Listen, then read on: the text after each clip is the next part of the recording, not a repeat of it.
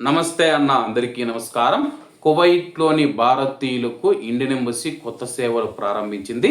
వివరాల్లోకి వెళితే, కువైట్లోని భారతీయ ప్రవాసులకు passport visa సేవలకు సంబంధించిన సమస్యలకు పాక్షికంగా పరిష్కారం లభించింది. అంటే తాత్కాలికంగా పరిష్కారం లభించింది.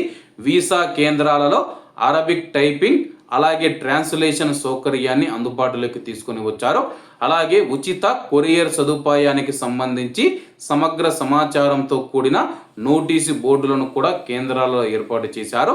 ఇటీవల కాలంలో పాస్పోర్ట్ వీసా సేవా కేంద్రాలలో పలు సమస్యలు ఎదురవుతూ ఉన్నాయని భారతీయుల నుంచి ఫిర్యాదులు వెలువెత్తాయి. ఈ అంశం పైన ఎంపీలు షఫీ ఫరంబిల్, పిపి సునీల్ జోక్యం చేసుకొని కువైట్లోని ఎంబసీ కార్యాలయానికి లేఖలు రాశారు. దీనిపై తక్షణమే స్పందించిన భారత రాయబారి పరిమితా త్రిపాఠి గారు సేవా కేంద్రాలను సందర్శించి అక్కడ వసతులను పరిశీలించారు. అనంతరం ఎంబసీ ఆదేశాలతో లోపాలను సరిదిద్దే చర్యలు వేగవంతమయ్యాయి. డిజిటల్ సేవా కేంద్రాలలో దరఖాస్తులు నింపే సమయంలో ఎదురవుతూ ఉన్న భాషాపరమైన ఇబ్బందులను తొలగించేందుకు ద్విభాష టైపింగ్ విధానాన్ని ప్రారంభించారు. మరోవైపు జహరా ప్రాంతంలోని భారతీయులు ప్రధాన డిమాండ్ మాత్రం ఇంకా పెండింగ్లోనే ఉంది.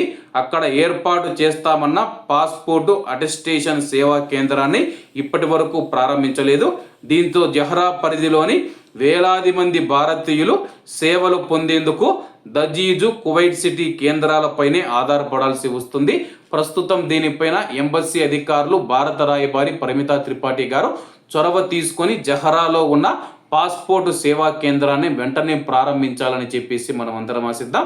కాబట్టి కువైట్లో ఉన్న మన భారతీయులు ఎవరైతే ఉన్నారో ప్రస్తుతం అయితే తాత్కాలికంగా సేవలు అందిస్తూ ఉన్నారనమాట. ఈ యొక్క సేవలు అందరూ వినియోగించుకోవాలని కోరుకుంటూ అందరూ బాగుండాలి, అందులో మనం ఉండాలి. అందరికీ నమస్తే అన్న, జై హింద్.